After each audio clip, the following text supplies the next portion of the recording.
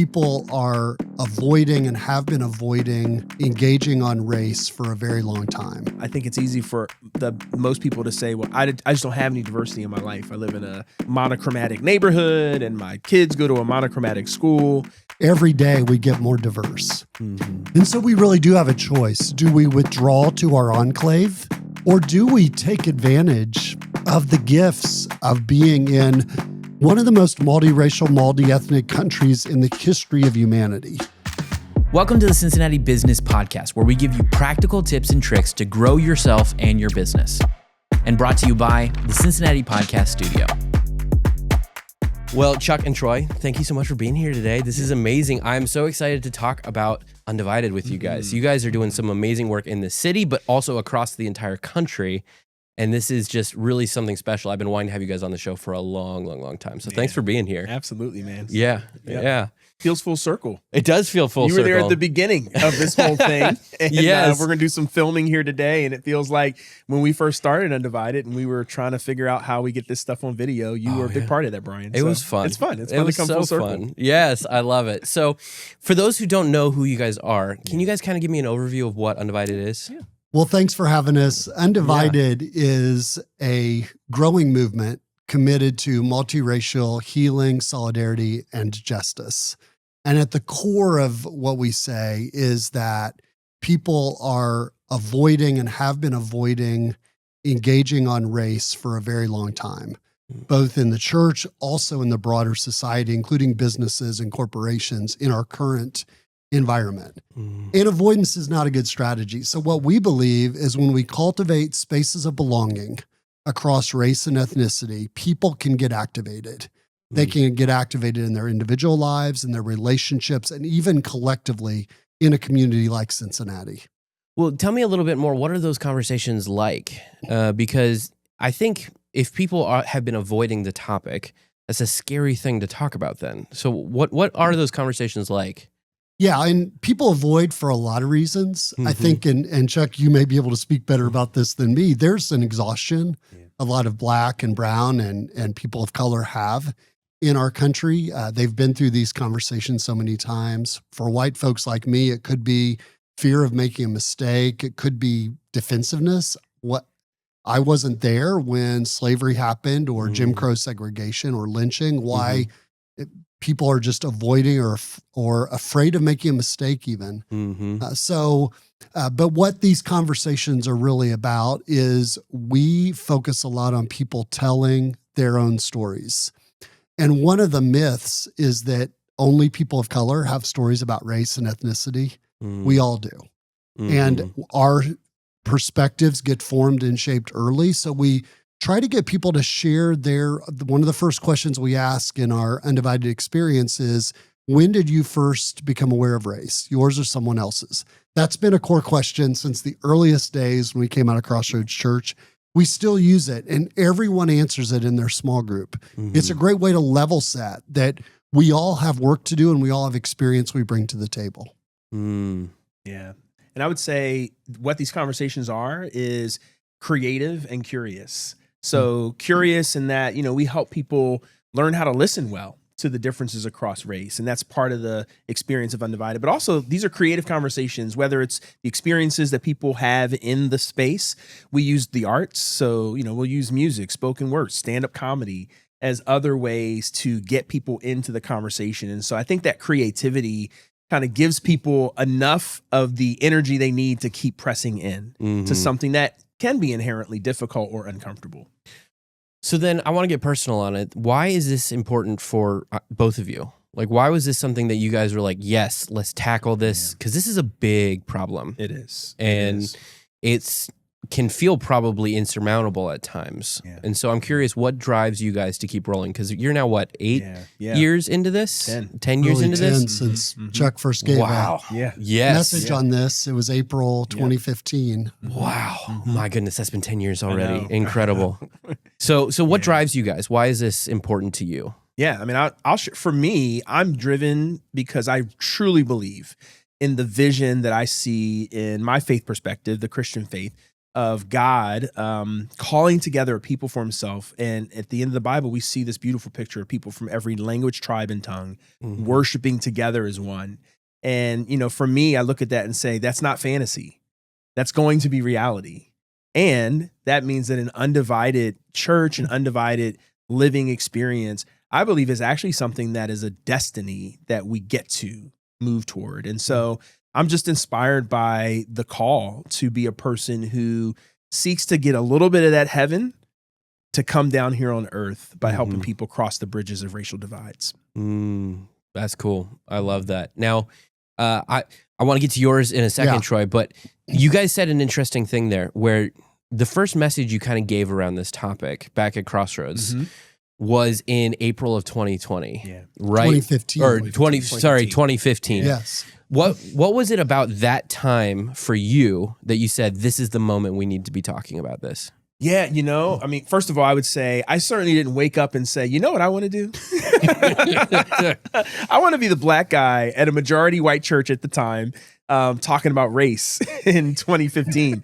But at the same time, I was looking at the reality that we were living in. So, you know, for listeners, viewers, take yourselves back to 2015.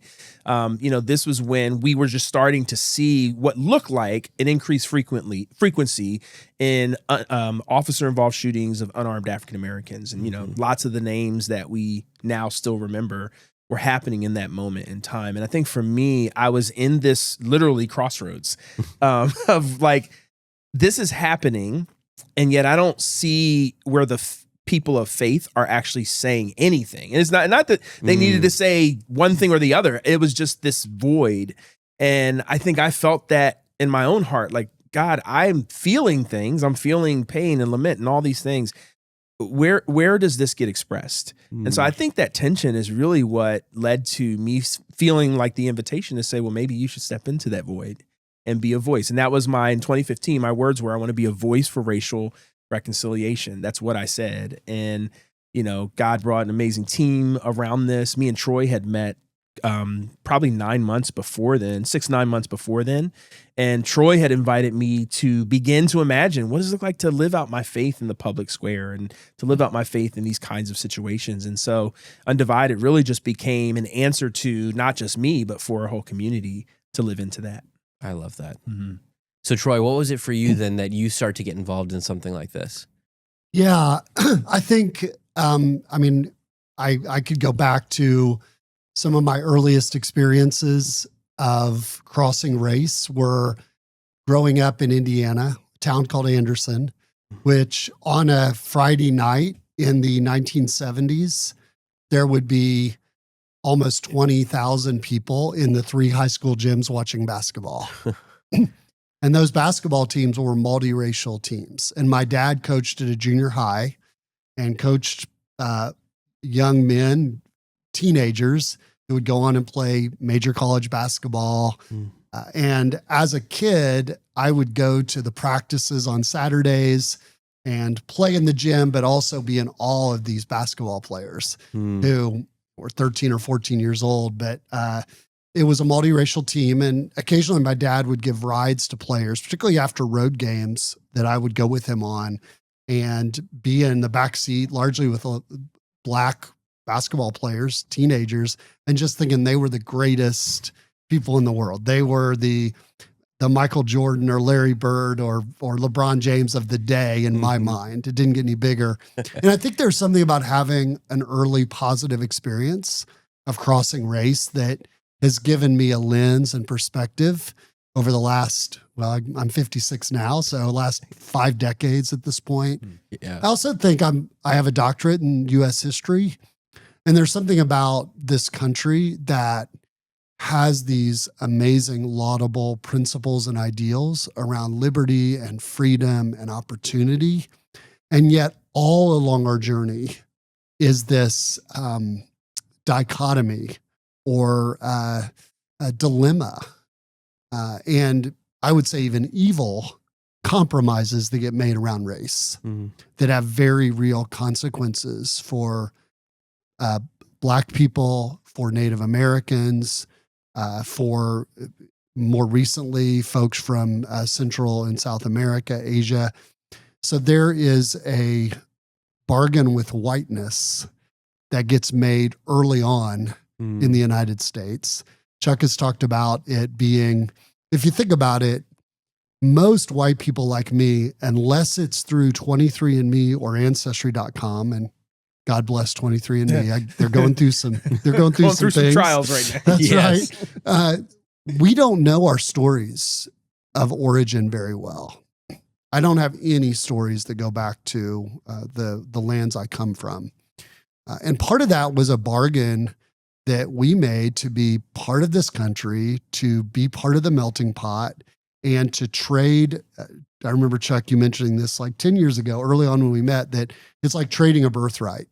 That in the biblical story, Esau sells his birthright to his brother, and it's for basically one bowl of stew, like this thing that is so fleeting. And we've traded our stories, our history, for whiteness, which is very elusive and evasive. But so much of our country has been organized around whiteness being right, being centered, being core. And there's lots of opinions about all the things going on in our country right now. And you can't help but notice that the one group of refugees that we are focusing on allowing into the country right now are Afrikaners, white people from South Africa. There's something about the bargain we've made about this country. So when I think about why I care about this, one, my faith says that all people are created in God's image. And the best principles of this country say that race should not be determinative, that all people are endowed by their creator with inalienable rights. And so both those things compel me to address race and say, we're not going to avoid this. Avoiding it or being quiet about it leads to real damage, often has led to death, has led to horrors in our country. And so it's part of why I'm leaning in, because there's nothing that says we can't go back to some of the worst days of racial hate and violence in this country if we aren't vigilant in this day and age. So then you guys have obviously had different experiences through your life, just because of the places you came from. Because if I remember correctly, you're from Philly, right? That's right. So home of the world champion Philadelphia Eagles. I don't know if you'll keep that. Rub that in. I don't know if you'll keep that Not on this a recording, Cincinnati show, but I man. at least need to say that. That hurts. At least you're not a Chiefs fan. So I am definitely not a Chiefs fan. That's for sure. So what was it then that, like, okay, so you have these different backgrounds and you kind of first decided to speak into this in 2015. I know Undivided wasn't really like incorporated in a way until 2020 if I remember correctly. So what was it that you guys were starting to see, like, hey, I think this is the space, here's the space that we can do the most good? Yeah. I mean, I think I'll just say one of the things was we had 7,000 people at Crossroads go through Undivided, and they were having these transformative experiences and relationships were changing. Undivided was actually happening at some of our local prisons where, in some of those cases, they're not allowed to have a roommate of a different race. And so Undivided was this tool that was bringing them together. So we saw the power of this experience. And then in 2018, we had a handful of churches saying, hey, we've heard about this. We'd love to do this. But it was nobody's full-time job. I mean, Troy, nobody's part-time. It was nobody's part-time job. It was just volunteers. Right. I don't even think you were you might have been in Columbus by then, right? Yeah, in 2018, you had moved to Columbus. You weren't even in town, right? Yeah. And so, but we got the band together, all the people who had helped to create it and shape it. And we had these churches come and spend a weekend with us. We spent Friday just kind of saying, here's what we have. That's a playbook. We were doing a facilitator training that Saturday. We said, hey, you can go to our facilitator training. And then basically we gave them a year to just have at it and see if it would work. And I think that was where we started to see that this thing that's working at one church, Crossroads in Cincinnati, maybe is a tool that could help other churches. And so I think that's where the genesis of the idea came from, to say, maybe this is broader than just a Cincinnati thing. And I think you should tell the story about our first funder, because our first funder is kind of interesting. And that was kind of the, go ahead, tell the story. Yeah, it was fall of 2019. I'm working for a national organization called Faith in Action, and get connected with a funder from Chan Zuckerberg. Yes, So I remember this. Okay. And they're asking, is there anything more, because I was doing a lot of work on racial justice that's more progressive stereotypically. They said, there's anything that's a little more bridging in more the center-right arena? I said, well, there is this one thing I'm involved in called Undivided, and began to share about it. And they gave us a few months later a grant to explore expanding beyond Cincinnati. It's like $100,000 or something. And they gave us, ended up, I think, two grants, maybe three, that really said, okay, let's consider doing something. We had a plan to expand first to Columbus. COVID hit right in the middle of that plan and kind of blew everything up. And we also we would have said, if you were talking to us even probably 5 years ago, early COVID, we would have said, this has to be in person. It has to be bodily present with each other. And of course, we rethought that as we began to imagine taking this national. And part of what happened was COVID plus Ahmaud Arbery, Breonna Taylor, George Floyd. There was a racial reckoning in 2020. And Crossroads decided at that point, we think for Undivided to reach its full potential, it needs to be a separate nonprofit. And so spun that off. We were trying to get our paperwork from the government for almost a year. We finally got it. I think it was in May or June of 2021. And it just so happened the start date incorporation for Undivided is Juneteenth. So June 19th, 2020. And then Chuck began to have a smaller role at Crossroads and became our first CEO and executive director and led us for our first 4.5 years. So tell me a little bit about what the program looks like, because I think you said this early, like there's this hesitancy around these conversations. Yeah. And I think now that you guys were kind of brought into the corporate world a little bit more by the Zuckerberg Foundation and like trying to figure some of that stuff out, I can feel that there would probably be a lot of people who are like, oh, another DEI training or another, like, it's just something I got to check the box and I'll be done with. Right.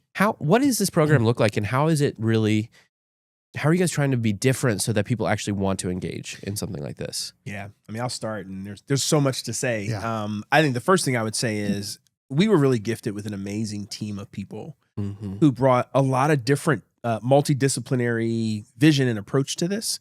And I think that lives in the program. So the experience itself, our core experience, is 2 hours a week for 7 weeks. And over the 2 hours every week, there's a faith grounding. So there's a connection or touch point to, kind of what's this have to do with the heart of God. There's some kind of experience that really evokes storytelling and listening to the stories of others. There's a skill that's introduced. And we do a deep dive into U.S. history, and we kind of break that up into 3 episodes, pre-Civil War, Civil War to civil rights, and civil rights to modern day. And so people are getting those experiences every week. And like I said, then there's some artistic piece that's helping to kind of bring it all together. People get in small groups for a period of that 2 hours. And so what I would say is Undivided really does hit multiple learning styles. So I think that helps people stay engaged. The other thing is, we are very intentional at Undivided in how we do this experience of giving people a chance to experiment and creating an environment of experimentation where you don't have to get it perfect. I mean, one of the things that's our ground rule, we say you give grace. We're going to give grace to people because this is a place we're going to take some risks. And so those are some of the elements of the program. And the other thing I would say is Undivided really focuses on head, heart, and hands. I think typical classic DEI is often just very heady, right? I need you to hear this information, and then I need you to check a box that you heard this information. And I get why that's important. I mean, especially if you're doing it at mass scale and thousands of people in an organization. But what we want to do is really get people to that heart level where your motivation to learn and your motivation, it may not be because of the expertise of the folks from Undivided. It may be because of the relationship I'm forming with Brian, who's in my small group. Yeah. And that motivation helps people move forward. And then we really want people to act on their learning. And that's a whole, I think, unique expression of Undivided. So maybe you should talk about that too. What our vision is even beyond the 7 weeks. Yeah, we really believe that spaces of belonging and connection are vital, that it's relationships that transform. And so many DEI day-long workshops. There's no relationship building. There's no storytelling. Dr. Hari Hahn, who's a professor at Johns Hopkins, the Agora Institute on Democracy, has studied our work and said the things that we do really well is we help with perspective taking, which is training on empathy. Can I feel with someone who has a different set of experiences and maybe a different racial or ethnic background than I do? The other thing we do is we help people move from isolation and passivity when it comes to race into community that's ready to take action. So everything that we design is around building those bridges, building those relational connections with someone who's different that really activates people in amazing ways. I just got back a few days ago from Kenya, and I'm part of this global fellowship, 30 leaders from around the world, and they bring us together. We meet for the first time just last week. We had been on some Zoom calls, but that doesn't feel quite the same. To spend 4 days together, no matter what they were trying to train us over those 4 days, the community is what's transformative. There's 20-some people around the world that I consider friends and colleagues now that I really didn't know a week and a half ago. And I think our design with Undivided, doing it week after week, virtually or in person, cultivates those kind of deep relationships that are transformative and can move people to real action in the world. And that's one of the things we did the very first year we did Undivided in 2016 was we got people from Crossroads Church to get involved in knocking doors and making phone calls for a ballot initiative. Chuck, you were even in a commercial. Do you want to share a little bit about that preschool campaign? Yeah. So the preschool campaign. So in Cincinnati, there had been this understanding for many years that if one of the things that you could do to really address poverty and generational impact of poverty is quality preschool, universal quality preschool. And so there had been this organization called the Preschool Promise in Cincinnati that had been founded, many years before the campaign. But this was the big moment, the opportunity to move this forward. And what that looked like was a ballot initiative for Cincinnati residents to raise their taxes to fund preschool for thousands of kids, many of them Black and brown kids, but not only, who wouldn't have otherwise been able to afford preschool. And it was interesting because Crossroads Church was pretty apolitical. And I think probably still tries to stay in a pretty apolitical spot. And so I had to go to our leadership and say, hey, I'm a part of this. I was on the committee for it, and they're asking me to do a commercial. And I want to do it. I want to go on TV and say, raise your taxes and let's help kids get universal preschool. And they kind of blessed that. And so I got to be a part of that campaign up close and personal in that way. But the real power was the organization that Troy and a collection of people had developed, 750 volunteers total. I was leading a group called the Amos Project at the time, and we had over 750 unique individuals give time, knocking doors, making phone calls, working polling locations to pass issue 44. This was back in 2016. So if you were at the Board of Elections in 2016 for early vote, which used to be down here in downtown Cincinnati, what people were talking about was not Clinton and Trump.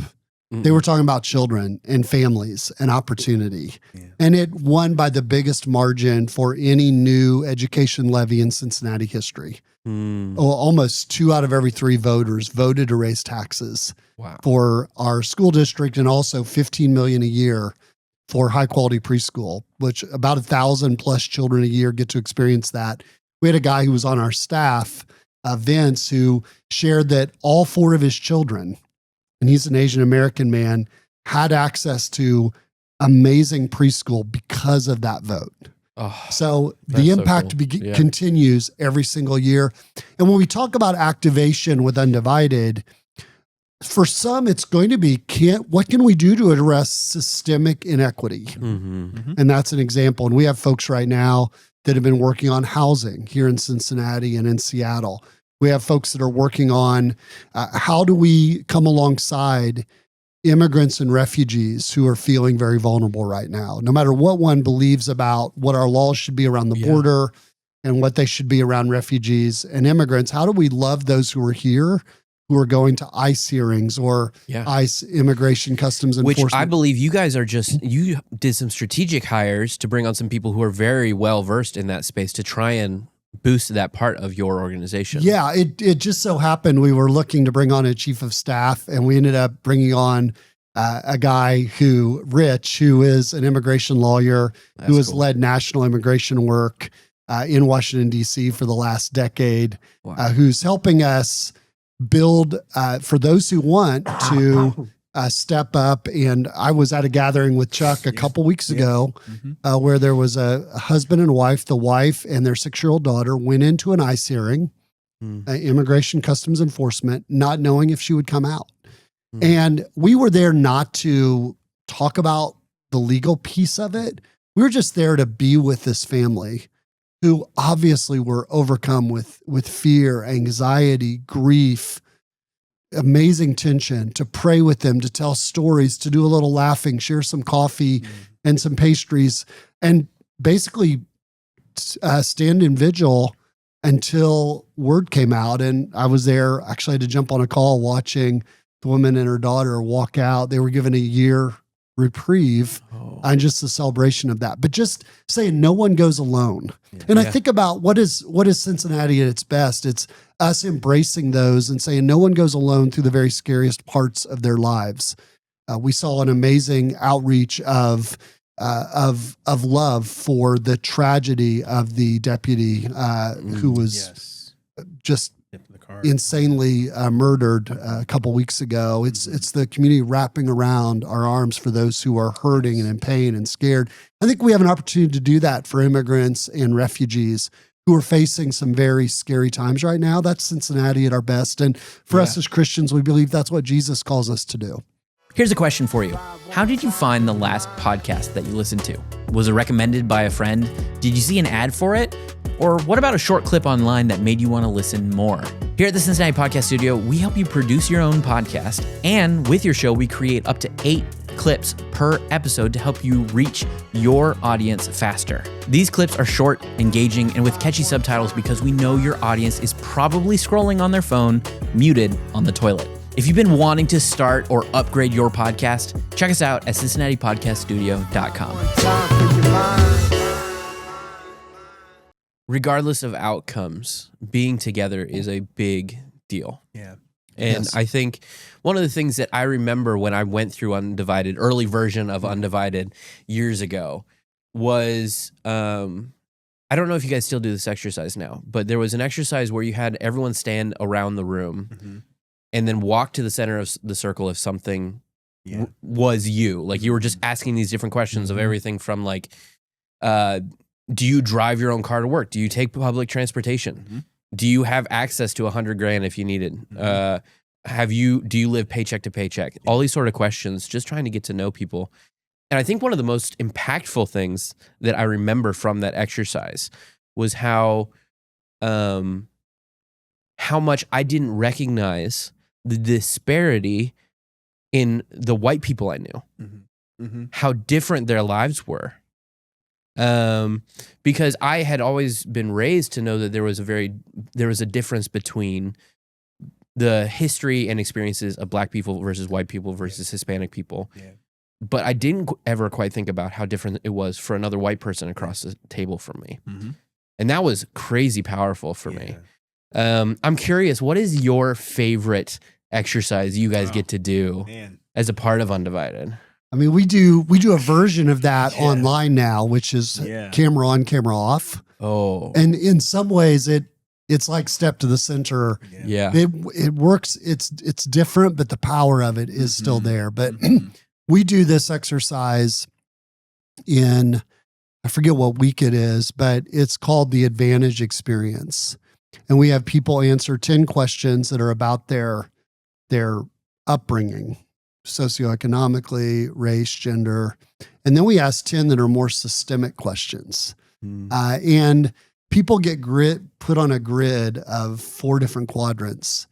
And what it does is layer in some of the differences people experience around opportunity. Like if there's a a former police chief in the area who we did a cohort with out on the east side of Cincinnati. He grew up in a trailer park. The quadrant he was in as a white male, that if you saw us both about the same age, mid-50s, you'd say they're very similar. Well, our backgrounds were very different. So we were in different quadrants. It allows us to talk about the texture of difference. One of the things, I mentioned whiteness earlier, but one of the things that we're taught is there's a white picket fence and you hide brokenness, you hide shame, you hide difficulty, trouble, challenge. It's part of what we do. So because we're not good at being very vulnerable with each other, our lives can be very vanilla on the surface, but they're much more complicated underneath the surface. And the Undivided experience helps get at that in some amazing ways through some of those exercises. I wonder if there's one that you like. Gosh, maybe. I mean, that is my favorite. I just think this so rich. And for those that haven't experienced it, man, if you get an opportunity, like it is just a powerful, powerful experience. That is my favorite. And I think it's for that same reason. Some of the conversations, some of the moments where you see the light bulbs going off, some of the moments where someone gets to, I mean, like I think in the case of the police chief, I think it was important for him to share that story. You know, having a platform for him to share that lived experience and it not be like, well, you know, you got everything you needed. Like, I think that was just so good for him. And it was so good for all of us who were there. So that is for sure my favorite. If I have to pick a different one, which is hard to do, but if I have to pick a different one, on the last week of Undivided, we just do this opportunity for people to kind of declare, what are you taking with you? What are you leaving behind? Or some version of that. And you just hear some of the most encouraging and inspiring things. I mean, I think the thing that I would say is for anyone who feels like talking about race in 2025 has to be discouraging, I find that when people experience Undivided, they are deeply encouraged through that journey.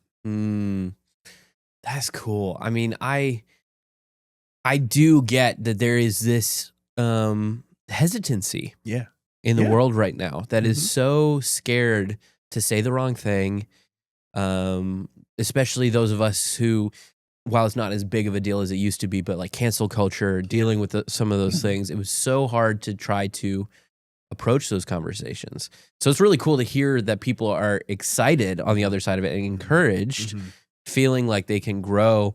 But I think what I'm curious about is, what do you say to the people who are scared to do something like this? What is the common thing? Because I bet there are a lot of people who walk into your program who someone in their organization set this up and they wanted them to be a part of this and they are hesitant because they are afraid of what's happening. What do you say to those people? Yeah, I think about in the book that Troy and I wrote on Undivided, you have this invitation for people to look up, look around, and lean in. I might be getting that last L wrong. Maybe even look around again. Look around again. That's what it is. Yeah. And that's what comes to mind when I think about people who might be hesitant, is first and foremost to look up and realize there are opportunities for you to intersect with different folks in your normal everyday life. Are you leveraging those opportunities? That could be as simple as the place that I frequently shop. There's a person who regularly I see there. And it might be the difference between a quick hello and just saying, hey, tell me how your week's been. And beginning to just step into that relationship in a different way. Look around. Are there others in your life who are further down that path that can be a guide for you?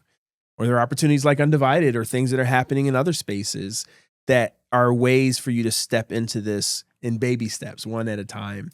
And then, look around again. I think it's easy for most people to say, well, I just don't have any diversity in my life. I live in a pretty, monochromatic neighborhood and my kids go to a monochromatic school. But I think what we would say is, again, look around again, because those opportunities are with us. And particularly in a city like Cincinnati, we have access to a lot of diverse experiences, museums, places of worship, dining experiences that begin to introduce us to cultures different from our own.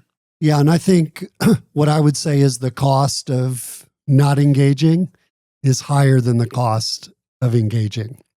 We're becoming a multiracial, multi-ethnic nation. Every day we get more diverse. And so we really do have a choice. Do we withdraw to our enclave, online, virtually, and in our physical lives, and build up walls and get in our echo chambers and just live there? Or do we take advantage of the gifts of being in one of the most multiracial, multi-ethnic countries in the history of humanity?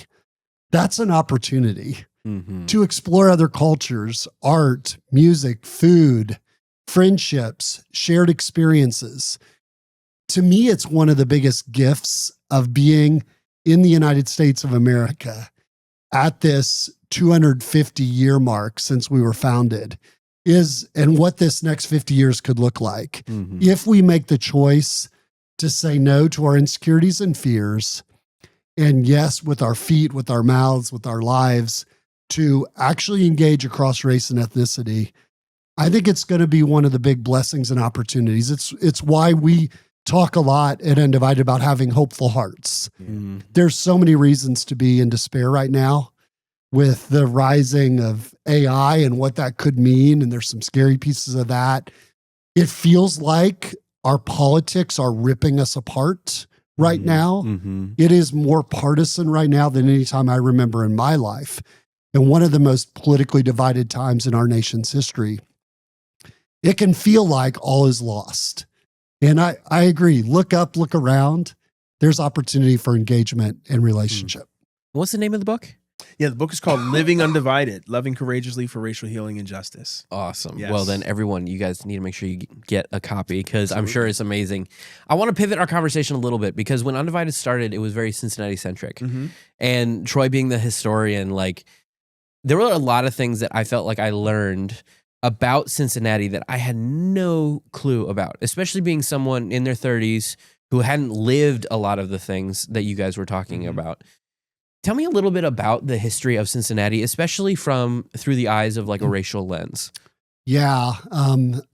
We don't, because we're national now, I don't train on it as much, but I think it's important to note that we talk about the importance of the Ohio River, the fact that this was the promised land for folks who were enslaved to come to freedom. Although not really, because there were things called black codes that were part of our original Constitution that basically said you had to basically post bail, put money to say, I'm not shiftless and irresponsible. If you were black in Ohio in the early decades of the state, you had to post bail to live here. There were slave catchers that were constantly putting folks under threat.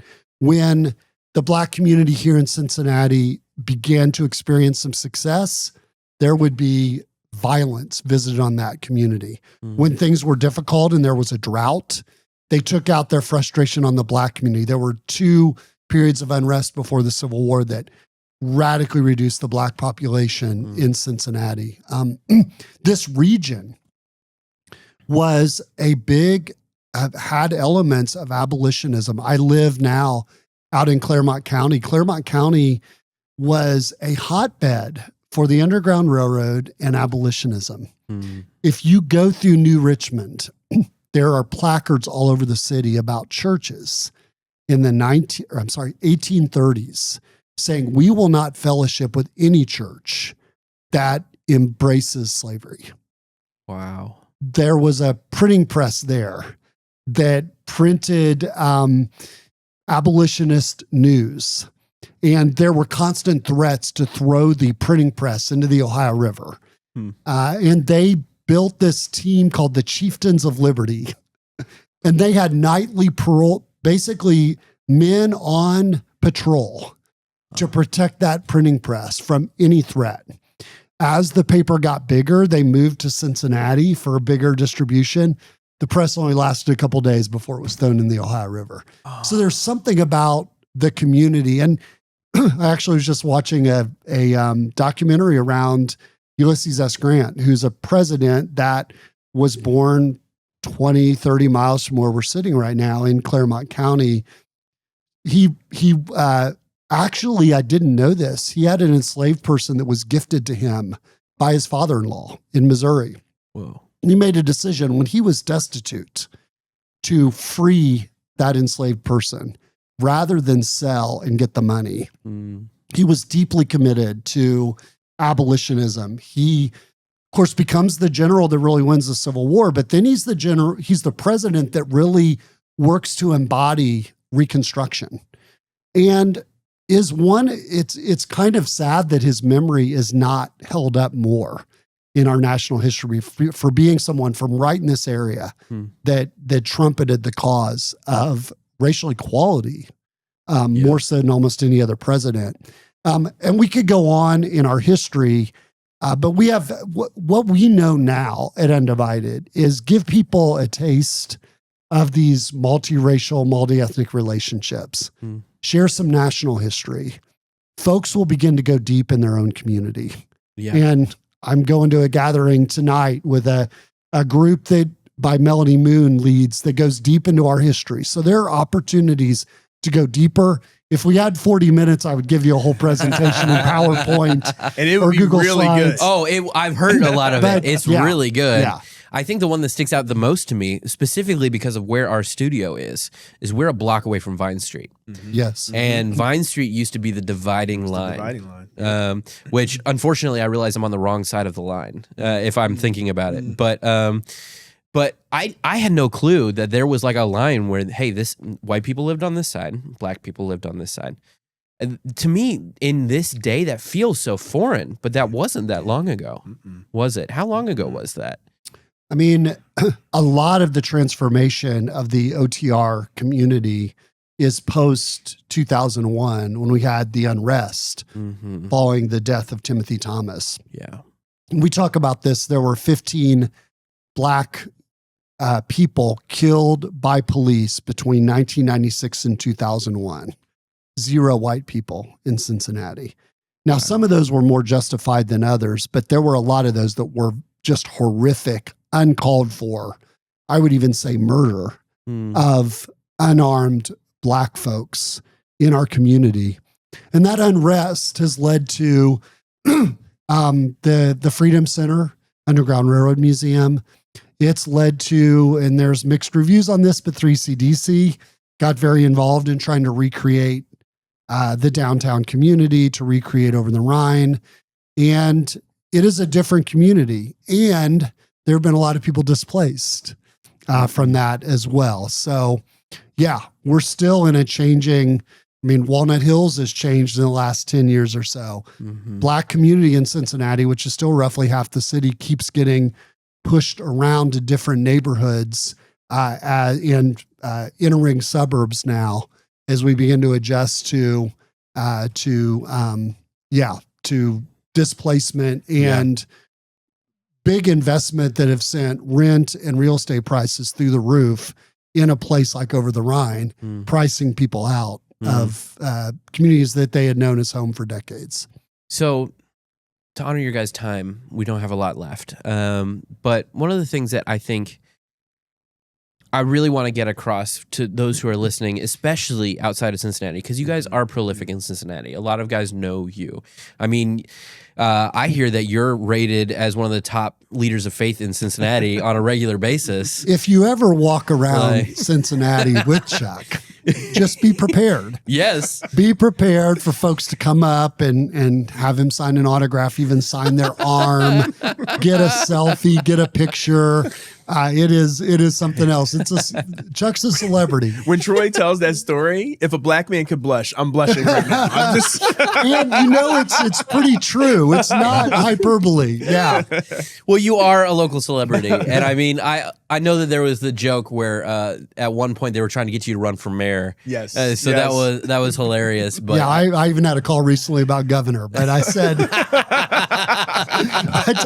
I don't think Chuck's going to be interested, but thanks for the curiosity. But the thing that I really want people to understand is what is the next step that if they were curious and they want to learn more, but also they want to be able to do more in their community, especially if they're not in Cincinnati or if they're in a small town that may not be diverse or something like that. What is it that they can do for next steps? Yeah. I mean, one, I would say go to our website, undivided.us, and we can get you connected. We do a a monthly gathering called The Gathering on Sunday afternoons, usually the second Sunday of the month. So there's that opportunity that is available. And I would say one of the things that shocked me a few years ago is learning that rural America is only 6% less diverse than the nation. Typically, our communities are more diverse than we know. Yeah. And so that's why looking around is important. Look for those connections. Look for whether it's the local schools, the faith community. Begin to build some bridges. Wow. And the other thing I would say to white folks is look for people to whom you can be in relationship with and then accountable to if we're going to do work, particularly for multiracial healing and justice. So Chuck is the chair of the board of Undivided. So in a sense, Chuck has been my boss in one way, shape, or form for the last 5 or 6 years in my role with Undivided. And I think that's really critical to be grounded and accountable in our leadership. And I think we need a lot more white people to step into spaces where we're taking leadership when it comes to racial healing and justice in Cincinnati and around the country. Okay, I want to follow that up because I know inside of myself, I've heard the voice that says, you're white, you aren't supposed to have a voice in this conversation. So what do you say in opposition to that as someone who wants more white voices in this conversation? Yeah, I think one thing I will say is if you're white and you come into the arena of race as the fixer and haven't examined one's own story and done internal work, then and know why you care, a lot of damage can happen.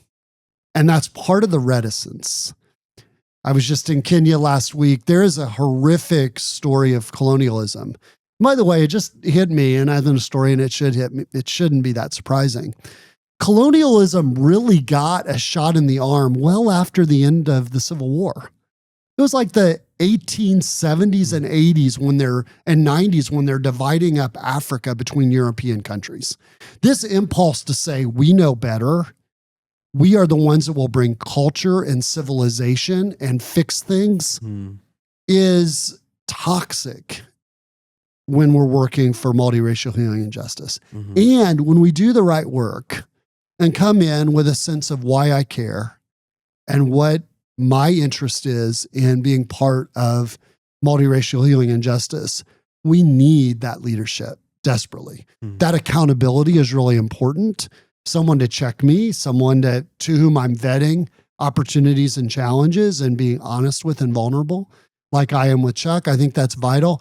And we have an opportunity. We have stories. Race and racism hurts us all. The way racism plays out hurts us all. And so we cannot put the entire burden of resolving centuries of racism and racial violence on Black and brown people. We have a major responsibility to play if we're going to enter into the kind of future that we all need for our families and our communities. Troy and Chuck, this has been amazing. Really oh my gosh. Yeah. How can people, if they want to directly reach out to you guys, how can they reach out?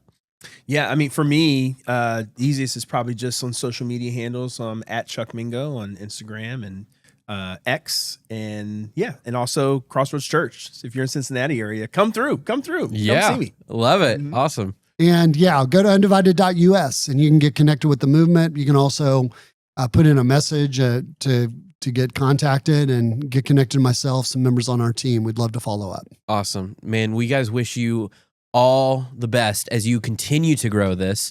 There were so many things we could have touched on that we just didn't have time today.